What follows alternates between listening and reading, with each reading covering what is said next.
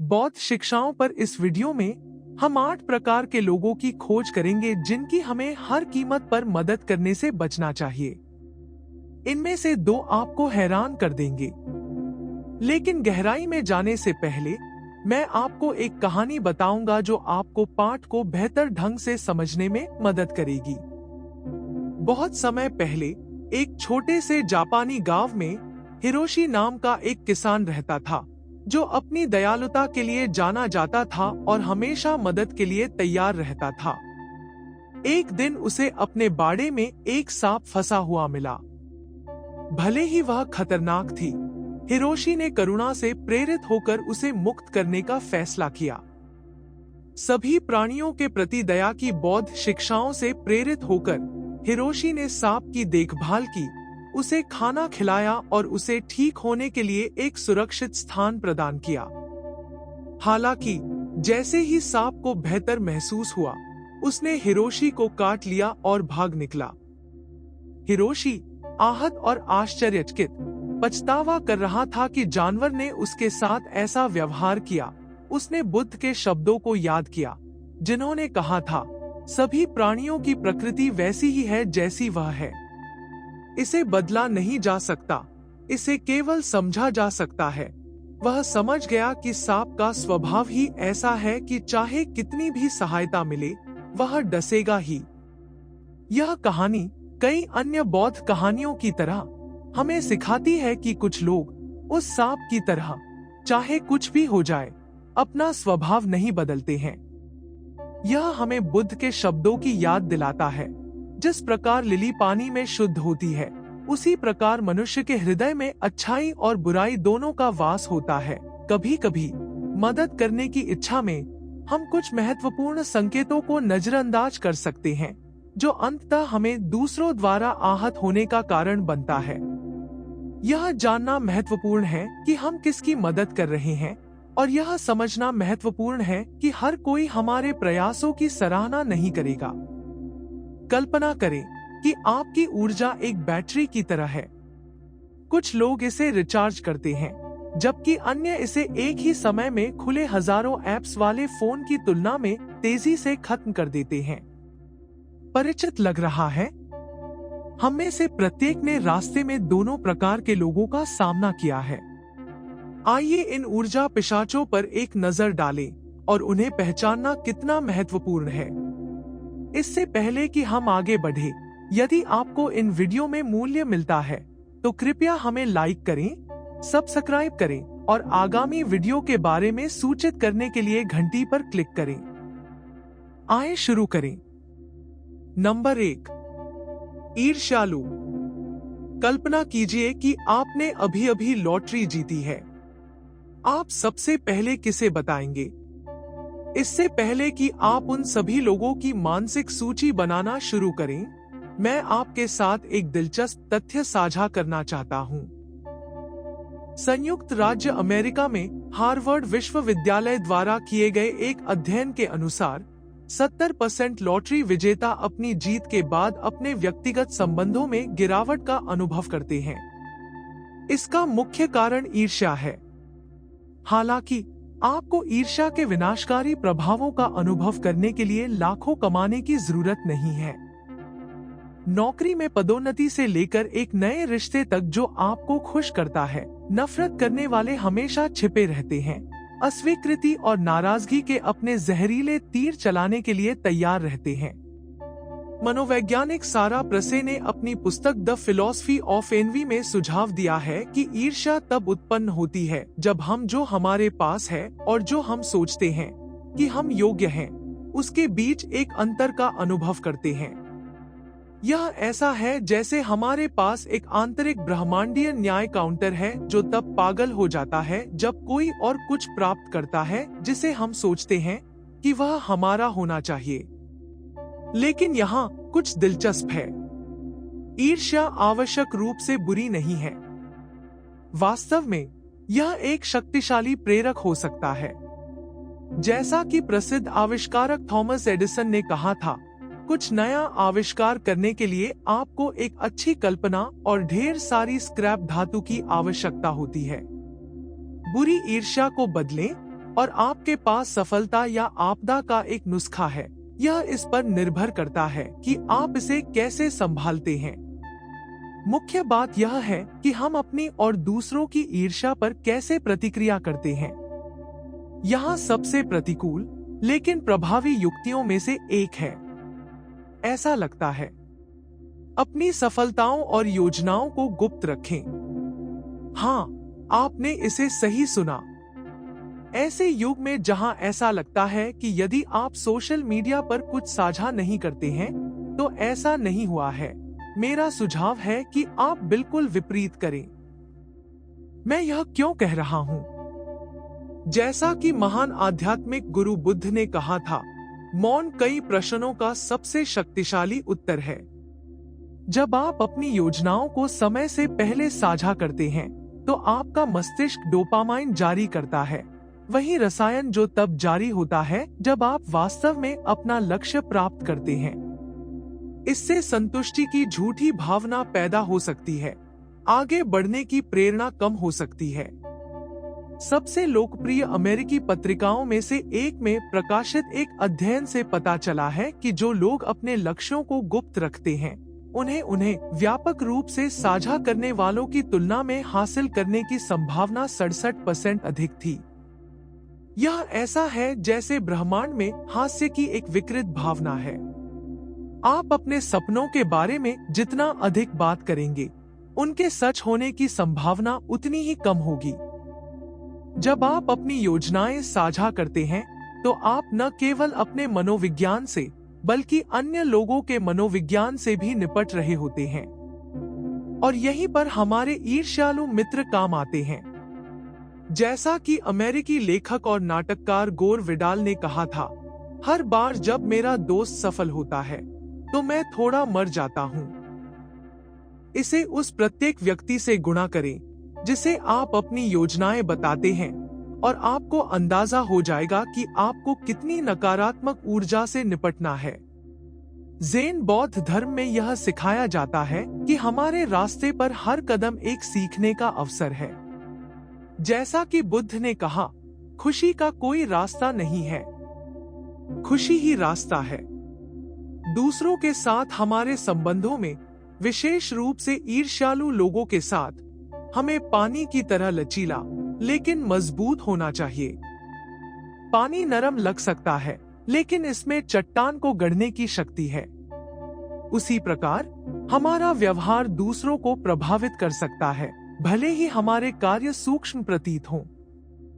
यदि हम इसे ज्ञान और करुणा के साथ देखें तो ईर्ष्या को बदला जा सकता है।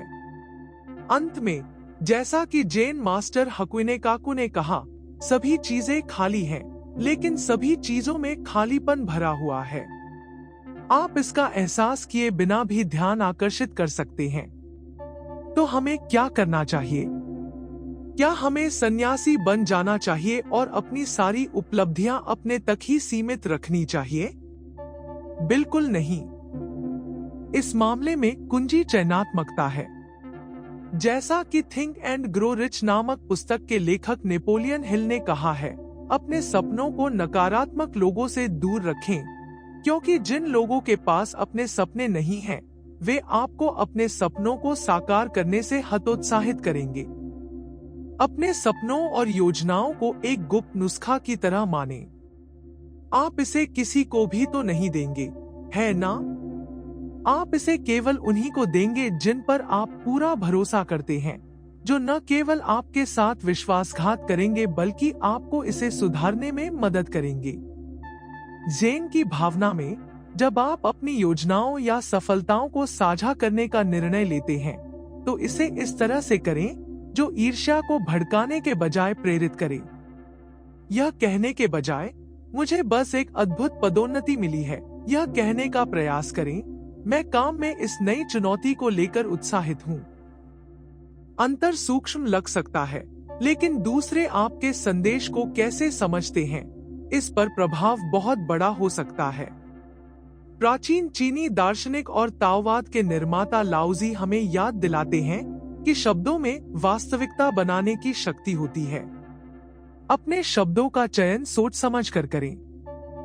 तो हम अपने ईर्ष्यालु मित्रों को कैसे पहचानें? यहाँ कुछ चेतावनी संकेत दिए गए हैं जो इस कार्य को आसान बना सकते हैं। एक अनिच्छुक चापलूस। उसकी बधाई सांस से मिलने पर मुस्कुराहट से ज्यादा मजबूर कर देने वाली होती है। 2. पेशेवर मिनिमाइजर। इससे कोई फर्क नहीं पड़ता कि आपकी उपलब्धि कितनी बड़ी है, उनके लिए यह हमेशा भाग्य या कुछ महत्वहीन की बात होती है। 3. बाध्यकारी प्रतियोगी। आपकी सफलता उनके लिए यह बताने का एक बहाना मात्र है कि उन्होंने इसे बेहतर, तेज या सस्ता कैसे किया। 4. छिपा हुआ विध्वंसक। सार्वजनिक रूप से वे आपकी जय जयकार करते हैं, लेकिन निजी तौर पर वे आपकी योजनाओं को बर्बाद करने के लिए हर संभव कोशिश करते हैं। 5. सूचना संग्राहक। वे हमेशा अधिक विवरण जानना चाहते हैं, सच्ची रुचि के लिए नहीं, बल्कि गलती ढूंढने या आपकी नकल करने के लिए। इन पैटर्न को पहचानना अपनी सुरक्षा के लिए पहला कदम है।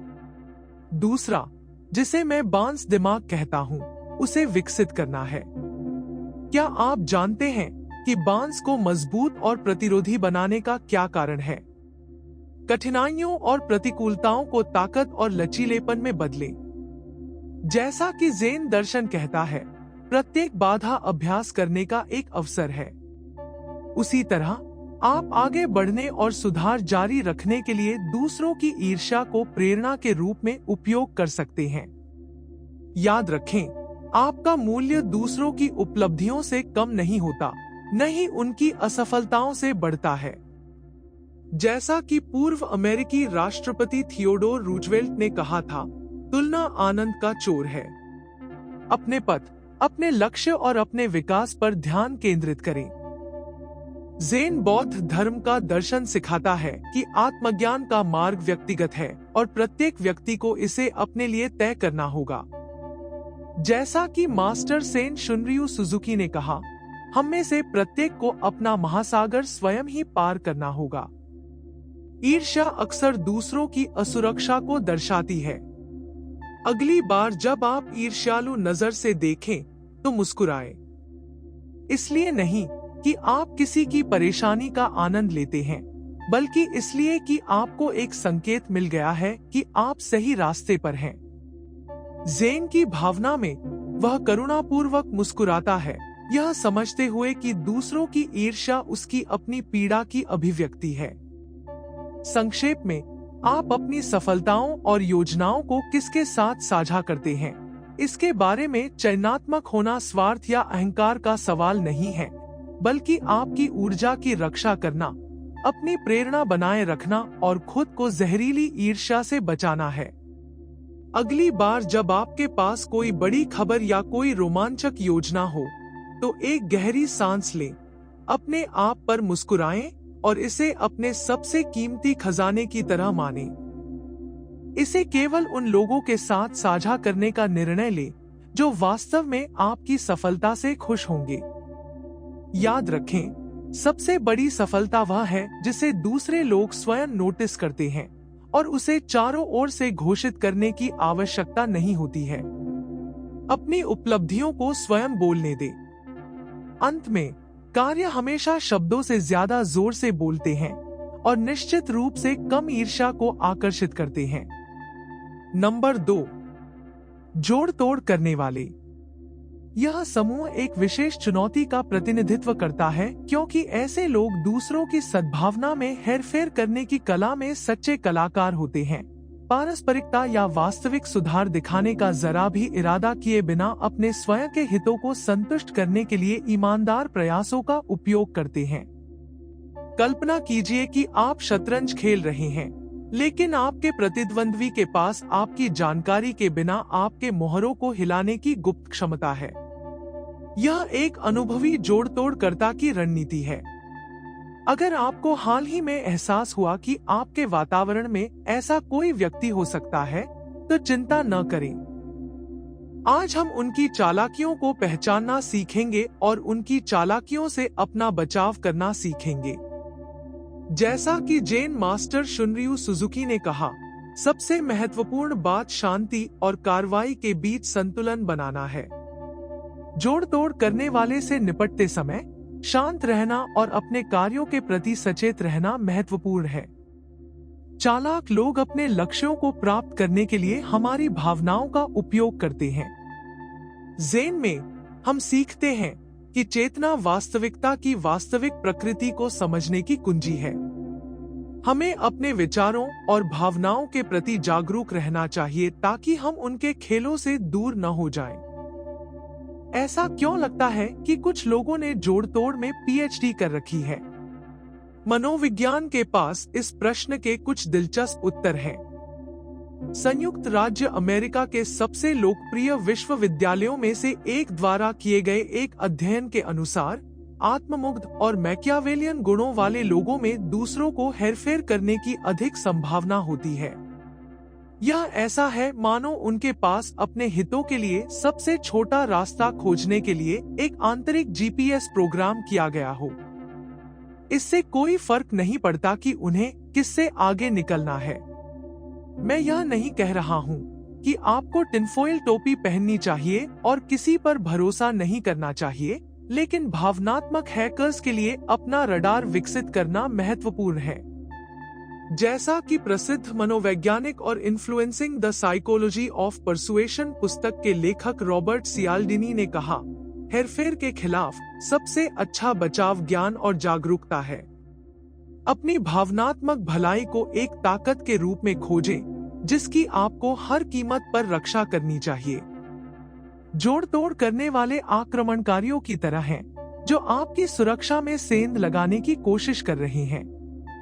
यदि आपके पास अच्छी सुरक्षा व्यवस्था नहीं है, तो इससे पहले कि आपको इसका पता चले, वे आपके लिविंग रूम में बैठकर आपके नट्स खा रहे होंगे और रिमोट कंट्रोल से आपके जीवन को नियंत्रित कर रहे होंगे। एक पेशेवर मैनिपुलेटर को कैसे पहचानें? यहाँ कुछ चेतावनी संकेत दिए गए हैं। 1. भावुक गिरगिट। वे अपना व्यक्तित्व उतनी तेजी से बदलते हैं जितना एक किशोर अपना मूड बदलता है। उनका व्यवहार इस बात पर निर्भर करता है कि वे किसके साथ हैं, वे क्या सोचते हैं, कि वह व्यक्ति क्या देखना चाहता है, उसके अनुसार ढल जाता है। जैसा कि जेन मास्टर डोगेन ने कहा, हर पल अमूल्य है, इसे सतही खेलों में बर्बाद न करें। 2. गैसलाइटिंग विशेषज्ञ। वे आपको वास्तविकता की अपनी धारणा पर संदेह करते हैं। क्या आप निश्चित हैं कि ऐसा ही हुआ? मुझे लगता है कि आपकी याददाश्त कमजोर हो रही है। आपको अपनी याददाश्त बेहतर करने के लिए कुछ लेना चाहिए। ये जो कुछ वे कहते हैं, उसके कुछ उदाहरण मात्र हैं। ज़ेन में हम सीखते हैं कि वास्तविकता व्यक्तिपरक है, लेकिन सत्य हमेशा हमारे भीतर रहता है। हमें अपने अंतर्ज्ञान पर भरोसा करना चाहिए और दूसरों को इसे विकृत करने की अनुमति नहीं देनी चाहिए। सचेत रहें, रुकें और ध्यान से विचार करें, ताकि यह सुनिश्चित हो सके कि जब आपके सामने ऐसे ही बयान आते हैं, तो आप इस प्रकार के व्यक्ति के साथ व्यवहार नहीं कर रहे हैं। 3. कम आत्मसम्मान का निशानची। ये लोग अक्सर आप पर ऐसी टिप्पणियां करते हैं जो देखने में तो मासूम लगती हैं, लेकिन आपके आत्मविश्वास को कमजोर कर देती हैं। उदाहरण के लिए, वे कह सकते हैं, क्या आप सचमुच वह पहनने जा रहे हैं? ठीक है, अगर आप इसके साथ सहज हैं। इस प्रकार की टिप्पणियां करने वाले लोगों का लक्ष्य अपनी कमियों और कमियों से ध्यान भटकाना होता है। इस प्रकार के लोगों के साथ तुरंत बातचीत बंद कर दें और स्पष्ट सीमाएं निर्धारित करें। तुरंत प्रतिक्रिया दें, अन्यथा उस व्यक्ति की प्रत्येक अतिरिक्त टिप्पणी आप पर और भी अधिक प्रभाव डालेगी। अपने आंतरिक मूल्य को याद रखें और दूसरों को बिना वजह इस पर सवाल उठाने का मौका न दें। ज़ेन दृष्टिकोण से आंतरिक शक्ति और शांति विकसित करना महत्वपूर्ण है। जैसा कि जैन गुरु थिच नहत हान ने कहा, आंतरिक शांति के बिना बाहरी शांति पाना संभव नहीं है। यदि हम अपने भीतर शांत नहीं हैं, तो जोड़ तोड़ करने वाले आसानी से हमारा संतुलन बिगाड़ सकते हैं। इसीलिए हेरफेर से निपटने के लिए ध्यान और माइंडफुलनेस अभ्यास महत्वपूर्ण है। ध्यान के माध्यम से हम अपने विचारों और भावनाओं से जुड़े बिना उनका निरीक्षण करना सीख सकते हैं, जिससे हम अधिक सचेत और नियंत्रित तरीके से प्रतिक्रिया कर सकते हैं। नंबर 3, कृतघ्न। क्या आप कभी किसी ऐसे व्यक्ति से मिले हैं जिसके दिल में काला छेद हो? ऐसे लोग बने जिन्हें चाहे आप कितना भी दे दे, वे हमेशा और अधिक चाहते हैं और कभी संतुष्ट नहीं होते। कल्पना कीजिए कि आप एक रेस्तरां में हैं, दोस्तों के साथ स्वादिष्ट रात्रिभोज का आनंद ले रहे हैं। तभी अचानक आप किसी को भोजन, सेवा और यहाँ तक कि नैपकिन के रंग के बारे में जोर जोर से शिकायत करते हुए सुनते हैं। हाँ, आप सही थे। वह कार्य में एक कृतघ्न पेशेवर है। बौद्ध ज्ञान में एक कहावत है, यह सब मन में है। ऐसा क्या कारण है कि कुछ लोग सदैव असंतुष्ट प्रतीत होते हैं? मनोविज्ञान के पास इसके दिलचस्प उत्तर हैं। कैलिफोर्निया विश्वविद्यालय द्वारा किए गए एक अध्ययन के अनुसार कम आत्मसम्मान वाले लोग कम आभारी होते हैं। यह ऐसा है मानो उनके पास एक फिल्टर है जो केवल नकारात्मक चीजों को ही अंदर जाने देता है और जीवन की सभी अच्छी चीजों को अवरुद्ध कर देता है। मैं यह नहीं कह रहा हूँ कि आपको किसी ऐसे व्यक्ति के साथ सभी संबंध तोड़ लेने चाहिए जो धन्यवाद कहना भूल जाता है, लेकिन यह पहचानना महत्वपूर्ण है कि जब कोई लगातार आपकी दयालुता का दुरुपयोग कर रहा हो। जैसा कि प्रसिद्ध व्यवसायी रिचर्ड ब्रैंसन ने कहा है, अपने कर्मचारियों के साथ वैसा ही व्यवहार करें जैसा आप चाहते हैं कि वे आपके सबसे अच्छे ग्राहकों के साथ व्यवहार करें। हम यह सलाह अपने सभी रिश्तों तक पहुंचा सकते हैं। कृतज्ञता को एक पौधे की तरह समझें जिसे बढ़ने के लिए पानी और देखभाल की आवश्यकता होती है। यदि आप किसी ऐसे पौधे को लगातार पानी, अपना समय, ऊर्जा और संसाधन दे रहे हैं जो इसके बावजूद फूल या फल नहीं दे रहा है, तो शायद यह विचार करने का समय है कि क्या आप गलत बगीचे में उग रहे हैं। जैसा कि सेंग मास्टर थिच नहत हान ने सिखाया, कृतज्ञता सच्चे सेंग अभ्यास का दिल है। जब हम उस पल और अपने जीवन में मौजूद लोगों की सराहना करते हैं, तो हम हर पल को एक मूल्यवान उपहार में बदल देते हैं। हालांकि सावधान रहें कि कृतज्ञता को रचनात्मक ईमानदारी के साथ भ्रमित न करें। आपका मित्र जो आपको बताता है कि किसी महत्वपूर्ण तारीख से पहले आपके दांतों में पालक है, वह कृतज्ञ नहीं है। वह बिना टोपी वाला हीरो है। अंतर इरादे और व्यवहार के पैटर्न में है। एक अमेरिकी वैज्ञानिक पत्रिका में प्रकाशित एक आकर्षक अध्ययन से पता चला है कि जब लोग अपने जीवन में कृतज्ञता का अभ्यास करते हैं, तो वे न केवल अधिक खुश होते हैं, बल्कि उनके रिश्ते मजबूत और लंबे समय तक चलने वाले होते हैं। यह ऐसा है मानो कृतज्ञता एक अदृश्य गोंद है जो हमारे सामाजिक संबंधों को एक साथ जोड़े रखती है। तो इस प्रकार के लोगों के साथ क्या किया जाए? उत्तर सरल नहीं है, लेकिन हम सकारात्मक मनोविज्ञान से कुछ सबक ले सकते हैं। मनोविज्ञान की इस शाखा के जनक माने जाने वाले मार्टिन सेलिगमैन का सुझाव है कि कृतज्ञता विकसित करने से न केवल प्राप्तकर्ता को, बल्कि देने वाले को भी लाभ होता है। कृतज्ञों से निराश होने के बजाय हम उन्हें जीवन में अच्छी चीजों की सराहना करने की अपनी क्षमता को मजबूत करने के अवसर के रूप में देख सकते हैं। जिस तरह हम शारीरिक रूप से जिम में अपने पैरों या पीठ को प्रशिक्षित करते हैं, उसी तरह हमारी कृतज्ञता मांसपेशियों का प्रशिक्षण भी काम करता है। हालांकि आइए कृतज्ञ होने को एक अथाह गड्ढे के साथ भ्रमित न करें। स्वस्थ सीमाएं निर्धारित करना उतना ही महत्वपूर्ण है जितना उदार होना। जैसा कि लेखक ब्रेन ब्राउन ने कहा, उदारता अनंत नहीं है, और अगर यह नाराजगी से आती है तो यह सच नहीं है। याद रखें, कृतज्ञता की कमी आपके बारे में जितना कहती है, उससे कहीं अधिक उनके बारे में कहती है। जैसा कि मनोवैज्ञानिक कार्ल रोजर्स ने कहा, विरोधाभास यह है कि जब मैं खुद को वैसे ही स्वीकार करता हूं जैसे मैं हूं, तो मैं बदल सकता हूं। अगली बार जब आपका सामना किसी कृतघ्न व्यक्ति से हो, तो गहरी सांस लें, अपना मूल्य याद रखें और खुद से पूछें कि क्या वह व्यक्ति आपकी ऊर्जा के लायक है। यदि उत्तर नहीं है, तो दूर जाने का समय आ गया है। आप स्वार्थी नहीं हैं। आप आत्म देखभाल का अभ्यास करते हैं और पहले अपना ख्याल रखकर आप दूसरों की बेहतर देखभाल कर सकते हैं। यदि आप मदद जारी रखने का निर्णय लेते हैं, तो ऐसा इसलिए करें क्योंकि आप वास्तव में ऐसा करना चाहते हैं, इसलिए नहीं कि आप मान्यता की उम्मीद करते हैं। चौथे प्रकार के व्यक्ति पर जाने से पहले इस वीडियो को अपने प्रियजनों और उन सभी के साथ साझा करें जिनके बारे में आपको लगता है कि इसे देखना चाहिए। टिप्पणियों में यह भी लिखें कि हर दिन मैं समझदार होता जा रहा हूं, ताकि आप मुझे दिखा सके कि आप अभी भी मेरे साथ हैं और साझा सीख में दूसरों को प्रेरित कर सकें। 4 की संख्या। आलसी लोग। क्या आपका कभी किसी ऐसे व्यक्ति से सामना हुआ है जिसे परिश्रम से एलर्जी हो? वे लोग जिनके पास हमेशा कुछ न करने का बहाना होता है, मानो सोफा उनका प्राकृतिक वातावरण हो और रिमोट कंट्रोल उनके हाथ का विस्तार हो। आलसियों की आकर्षक दुनिया में आपका स्वागत है। कुछ न करने की कला के उस्ताद, जो हमें उत्पादकता या शायद उसकी कमी के बारे में मूल्यवान सबक सिखाते हैं।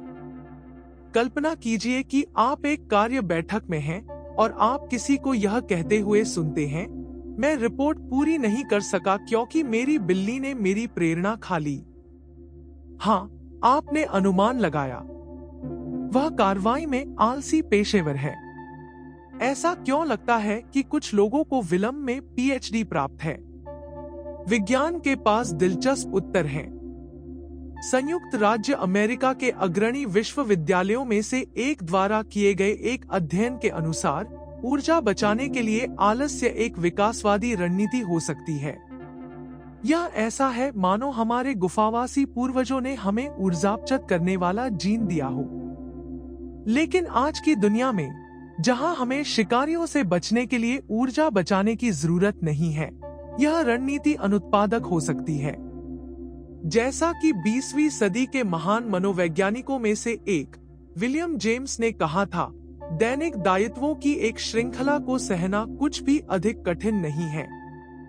ज़ेन बौद्ध धर्म में सचेतनता और वर्तमान क्षण में पूरी तरह से मौजूद रहने के बारे में शिक्षा है।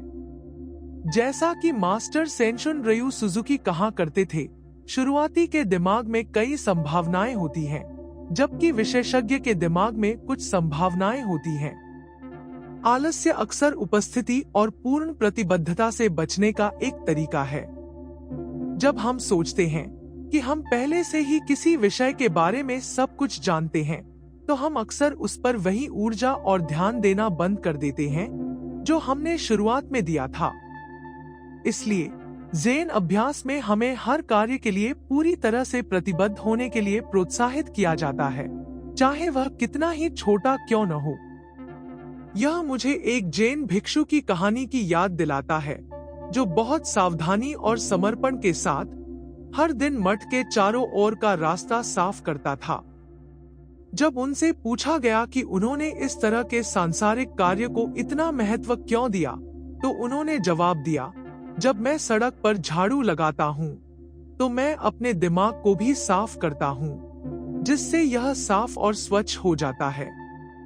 इसलिए दूसरों के आलस्य का समर्थन करने के बजाय हम उन्हें अपने कार्यों के प्रति पूरी तरह से प्रतिबद्ध होने के लिए प्रोत्साहित कर सकते हैं।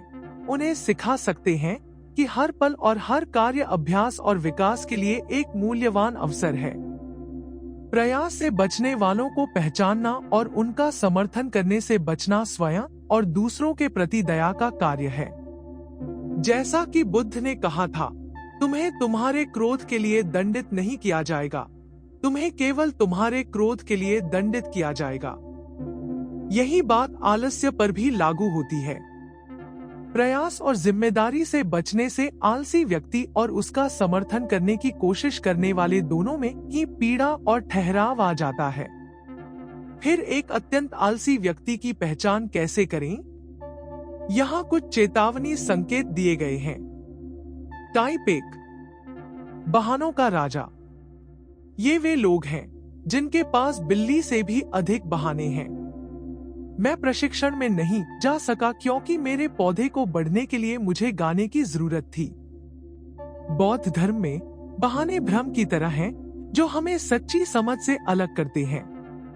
जैसा कि मास्टर सेंशुन रयू सुजुकी ने कहा, सबसे महत्वपूर्ण बात यह जानना है कि आपके पास बुद्ध प्रकृति है और इसका मतलब है कि कुछ भी आपको सीमित नहीं करता है। टाइप 2, मैं इसे कल करूंगा। विशेषज्ञ।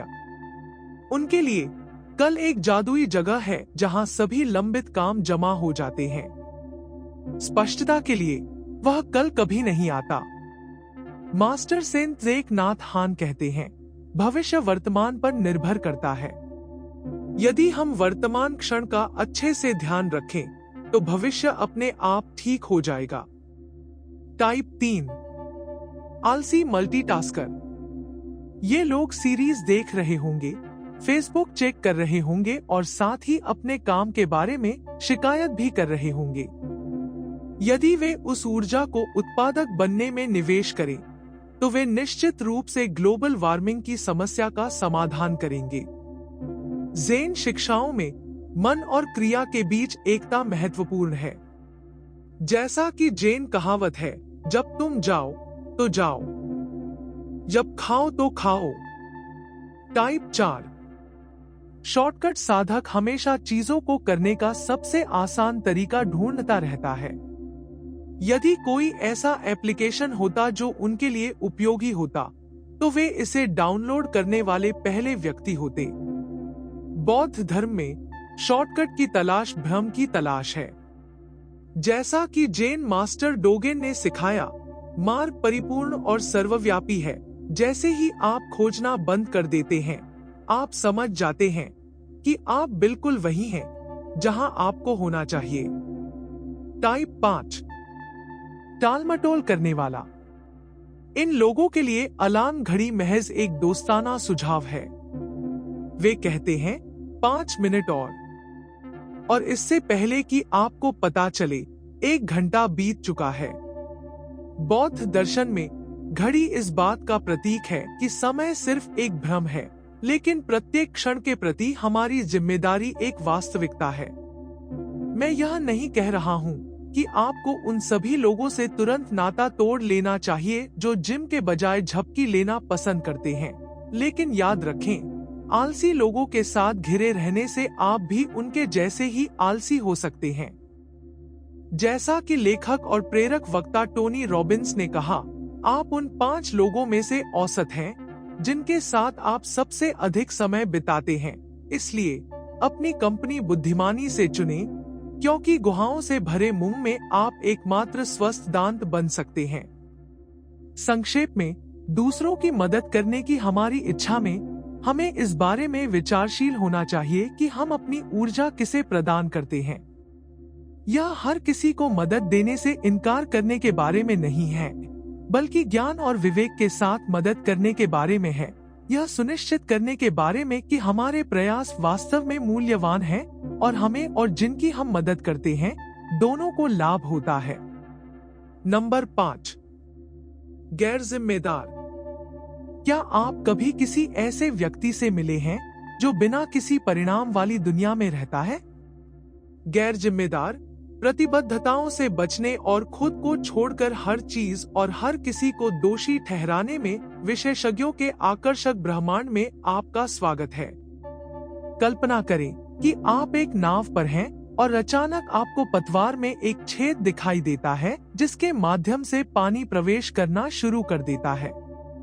जब आप और बाकी दल छेद को बंद करने और पानी को बाहर निकालने की पूरी कोशिश कर रहे हैं, तो आप देखते हैं कि कोई व्यक्ति डेक पर आराम से धूप सेंक रहा है और कह रहा है, यह मेरी समस्या नहीं है, मैंने छेद नहीं किया है। मेरे मित्र, यह अपने प्राकृतिक वातावरण में गैर जिम्मेदारी है। जब हम इस व्यवहार पैटर्न वाले किसी व्यक्ति की मदद करने का प्रयास करते हैं, तो हम अक्सर निराशा और चिंता के चक्र में पड़ जाते हैं।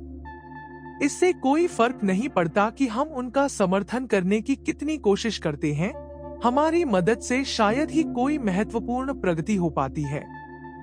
जैसा कि उनके नाम से पता चलता है, गैर जिम्मेदार लोग जिम्मेदारी से बचते हैं और उनमें अपनी असफलताओं के लिए दूसरों को दोषी ठहराने की लगभग ओलंपियन क्षमता होती है। यदि कुछ गलत होता है, भले ही वह हमारे कार्यों से पूरी तरह अलग हो, तो हमें दोषी ठहराया जा सकता है। यह न केवल अनुचित है, बल्कि इन लोगों की मदद करने की कोशिश करने वालों पर इसका महत्वपूर्ण भावनात्मक और प्रतिष्ठित प्रभाव भी पड़ सकता है। इसलिए इस प्रकार के व्यक्ति के साथ व्यवहार करते समय सतर्क रुख अपनाना महत्वपूर्ण है। एक प्रभावी रणनीति ऐसे किसी व्यक्ति को अपने कार्यों और उनके परिणामों पर विचार करने के लिए आमंत्रित करना है। उनकी समस्याओं को हल करने के बजाय हम उनका ध्यान आत्म-मूल्यांकन और आत्म प्रबंधन कौशल विकसित करने की ओर लगा सकते हैं। जाने-माने अमेरिकी न्यूरोसाइंटिस्ट रिचर्ड डेविडसन ने दिखाया है कि मस्तिष्क बेहद प्लास्टिक है और वयस्कता में भी बदलने और अनुकूलन करने में सक्षम है। तो आशा है। हालांकि इन लोगों को अक्सर हल्के धक्के या हाथी के आकार के धक्के की भी जरूरत पड़ सकती है। जैसा कि नेल्सन मंडेला ने कहा था, शिक्षा सबसे शक्तिशाली हथियार है जिसका उपयोग आप दुनिया को बदलने के लिए कर सकते हैं। इस संदर्भ में शिक्षा में न केवल अकादमिक ज्ञान, बल्कि जिम्मेदारी लेने और गलतियों से सीखने की क्षमता भी शामिल है। अंततः गैर जिम्मेदार लोगों से निपटना धैर्य और आत्मनियंत्रण का अभ्यास है।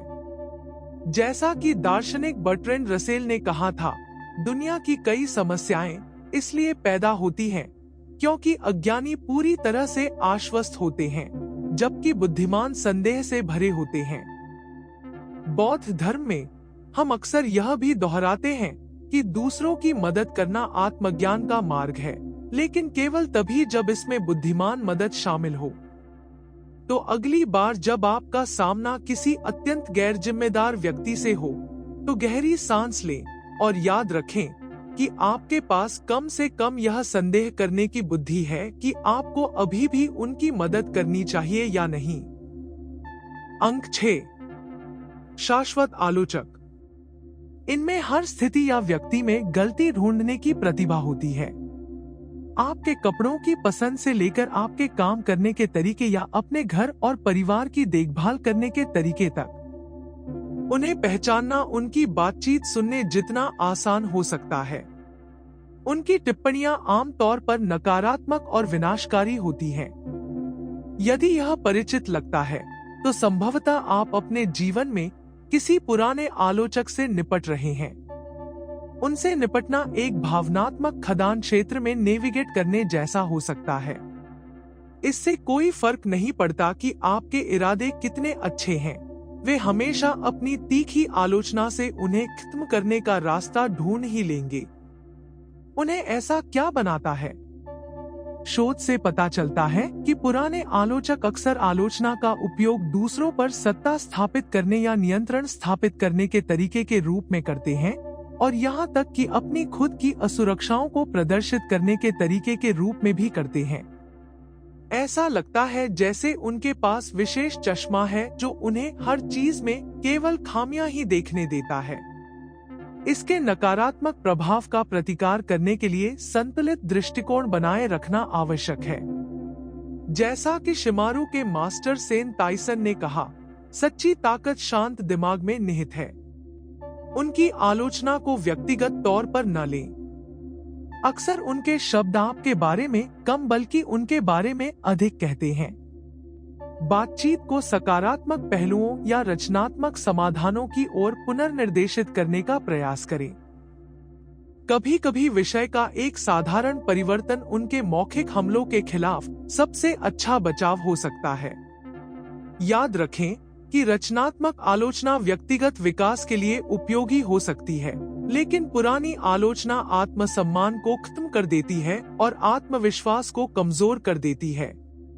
स्पष्ट सीमाएं निर्धारित करना और सकारात्मक दृष्टिकोण बनाए रखना आपको उनके नकारात्मक प्रभाव से बचा सकता है, साथ ही आपके आसपास अधिक सकारात्मक और रचनात्मक वातावरण को बढ़ावा दे सकता है।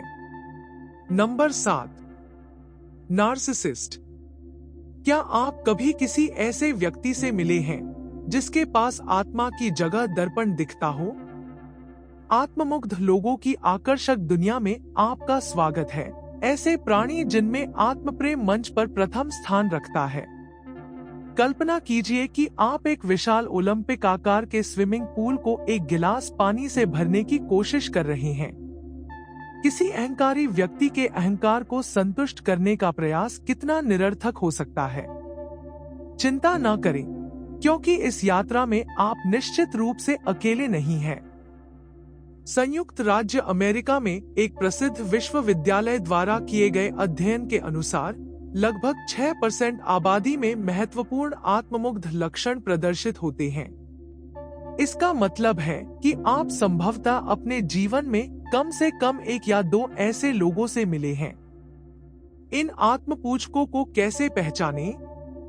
यदि आपने कभी किसी ऐसे व्यक्ति का सामना किया है जो मानता है कि सूरज केवल उनके चेहरे को रोशन करने के लिए उगता है, तो संभावना है कि आप एक आत्ममुग्ध व्यक्ति के साथ व्यवहार कर रहे हैं। इन लोगों में हर बातचीत को अपनी उपलब्धियों के बारे में एक एकालाप में बदलने की अद्भुत क्षमता होती है, भले ही वे कितनी भी अप्रासंगिक क्यों न हो। एक बिल्ली को भौंकना सिखाने की तुलना में एक आत्ममुग्ध व्यक्ति से निपटना अधिक थका देने वाला हो सकता है, लेकिन उम्मीद मत छोड़िए। ऐसी रणनीतियां हैं जिन्हें आप लागू कर सकते हैं।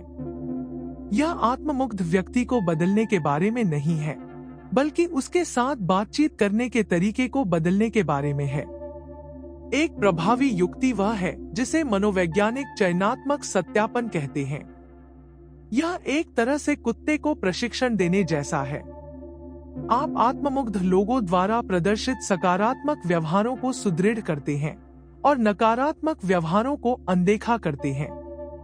जब आत्ममुग्ध व्यक्ति थोड़ी सहानुभूति दिखाता है, जो कभी कभी होता है, तो इसे स्वीकार करें। हालांकि जब वह अपने क्लासिक दृश्य दिखाना शुरू कर दे, तो उसके साथ खिलवाड़ न करें। याद रखें कि आप उसके एक आदमी शो के बंधे दर्शक बनने के लिए बाध्य नहीं हैं। ज़ेन में हम सीखते हैं कि सच्ची खुशी यह स्वीकार करने से आती है कि हम कौन हैं। दूसरों को अपनी अपेक्षाएं और मूल्य आप पर थोपने की अनुमति न दें। अपने विचारों, भावनाओं और कार्यों के प्रति जागरूक रहें और आपको आंतरिक शांति मिलेगी जो आपको हेरफेर, आलोचना और संकीर्णता को बेहतर ढंग से संभालने की अनुमति देगी। मनोविज्ञान के क्षेत्र में सबसे ज्यादा बिकने वाले लेखक ने एक बार कहा था कि अहंकार एक अतृप्त ऑक्टोपस है जो आपके जीवन को खिलाता है। एक जैन गुरु कहेगा कि अहंकार संसार में एक भूखी आत्मा की तरह है, हमेशा अधिक की चाह रखना और अंततः कभी आराम नहीं पाना। अपने जीवन में आत्ममुग्धता को वह ऑक्टोपस या वह आत्मा न बनने दे। हालांकि सावधान रहें कि स्वस्थ आत्मविश्वास को आत्ममुग्धता के साथ भ्रमित न करें।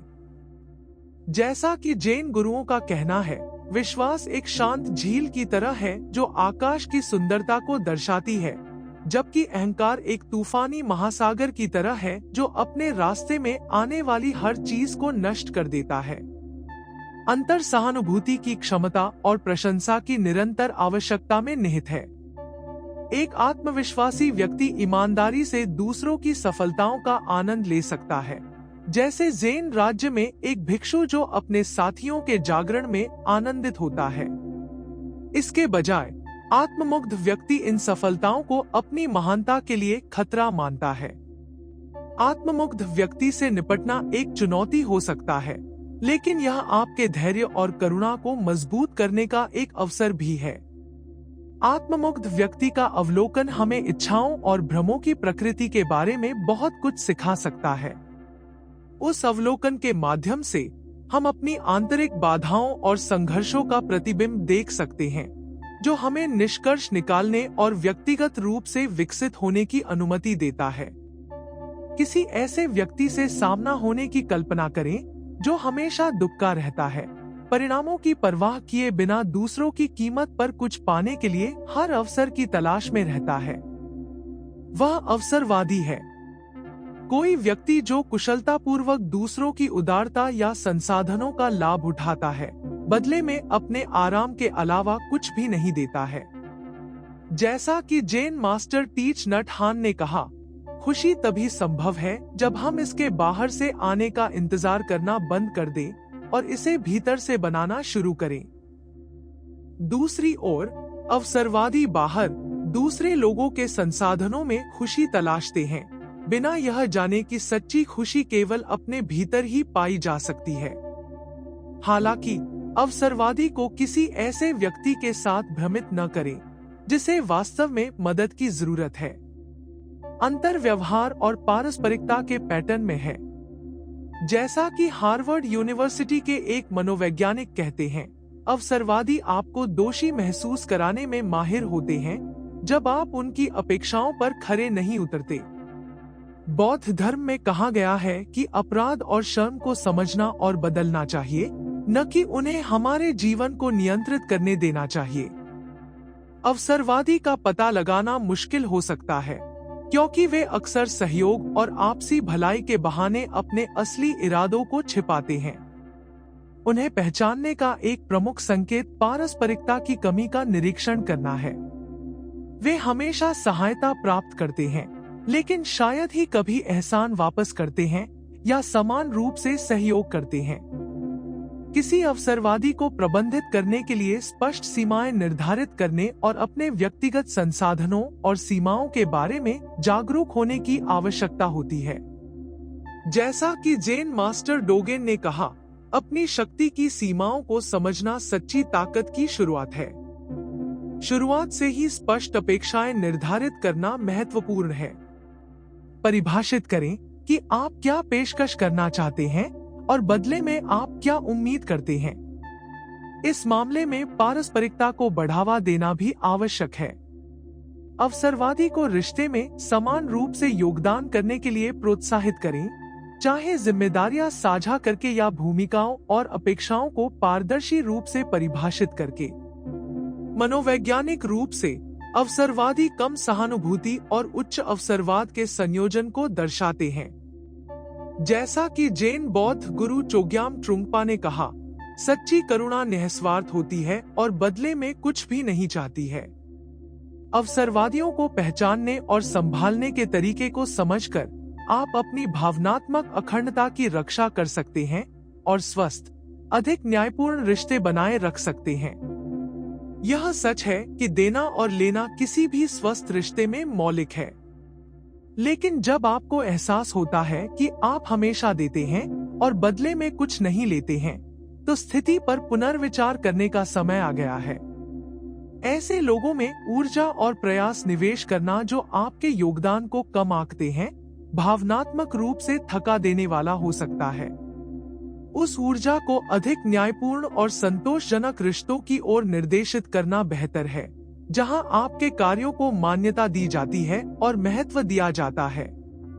जैसा कि जापानी जैन गुरु शिकु ने कहा था, जीवन उन लोगों पर बर्बाद करने के लिए बहुत छोटा है जो यह नहीं जानते कि आपकी रोशनी को कैसे देखा जाए। इस वीडियो के अंत में मेरे पास आपके लिए एक प्रश्न है। मैं चाहूंगा कि आप प्रतिक्रिया देने से पहले थोड़ा समय निकालकर इस पर विचार करें। यह रहा, यदि आप इस वीडियो में अपने आसपास के लोगों के व्यवहार को आसानी से पहचान सके, तो आपके जीवन में क्या बदलाव आएगा? यदि आपको लगता है कि यह मूल्यवान है, तो इस वीडियो के नीचे टिप्पणी में अपना उत्तर साझा करें। शायद आप दूसरों को भी ऐसा करने के लिए प्रेरित करेंगे। यदि आप हमारी यात्रा के अंत तक पहुंच गए हैं, तो इस वाक्यांश को टिप्पणी में लिखें।